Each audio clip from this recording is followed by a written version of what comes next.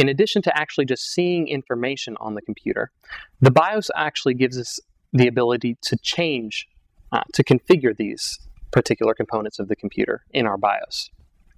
Now, this is going to be saved on our CMOS. So, of course, the CMOS battery comes in play when we want to make sure that that information remains saved. And we can go in, and one of the first things that we can see is we can change things like our boot configuration.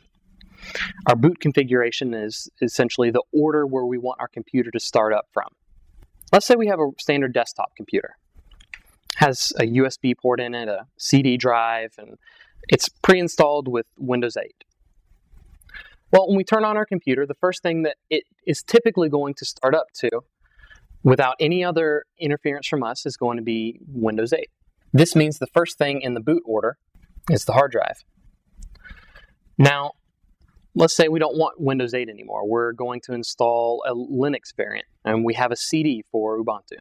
And we want to place that CD inside the computer, and we want it to start up to that instead. So we open it up, put it in, restart our computer, but we're still getting the hard drive, or we're still getting our Windows 8 because that's what's installed in the hard drive. Well, that means that the very first thing installed on our BIOS, or saved on our BIOS, as being the very first order of operation of our operating system is the hard drive. So even if we put a CD in there, it's still going to default to the hard drive as long as there's one in it for it to start up.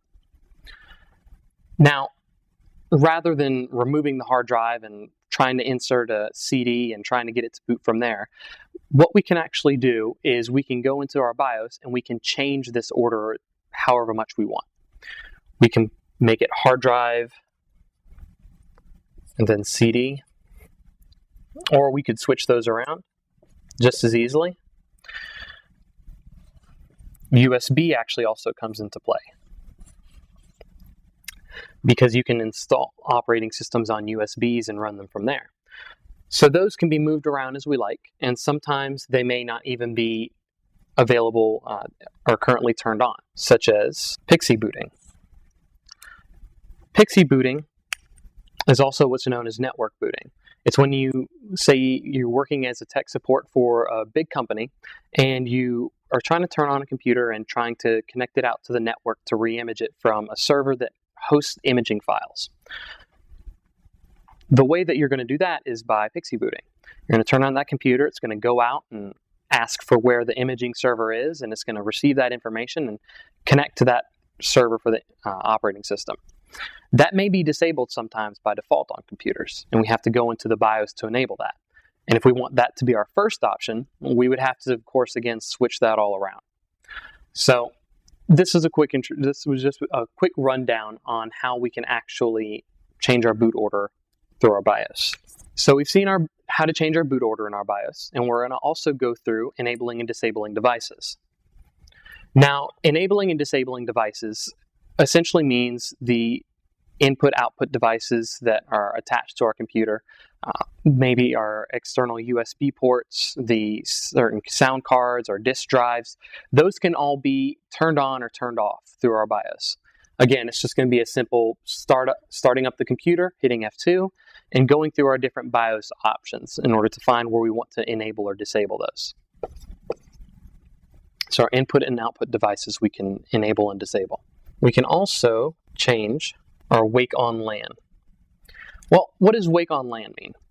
Well, let's say you need to remotely access a computer that's currently turned off, or the computer turned off because of a power issue and didn't come back on automatically. You can enable wake on LAN in order to remotely go tell that computer, essentially, it's time to wake up, even if it's turned off. If it's connected into the power and it has an Ethernet cable going into it, and the wake on LAN is enabled, you can tell that computer to turn on remotely. But of course, again, that needs to be enabled in the BIOS. Other things we can change in the BIOS, date and time. And we can also change our CPU clock speeds. Now, our CPU clock speeds, we don't want to adjust those too much unless we're interested in, say, overclocking or changing performance on our computer. Now, this isn't something that you would have just a standard person just going in and, oh, let's turn up our CPU clock speeds, we'll get a faster computer. Well, that can also result in other problems, overheating issues, melting CPU boards. So that's really for intensive using. Sometimes gaming users can do this in order to get faster performance on their computer, faster processing speeds. But this requires a lot of research beforehand and a lot of specific research as far as your individual CPU goes and the individual motherboard handling can go.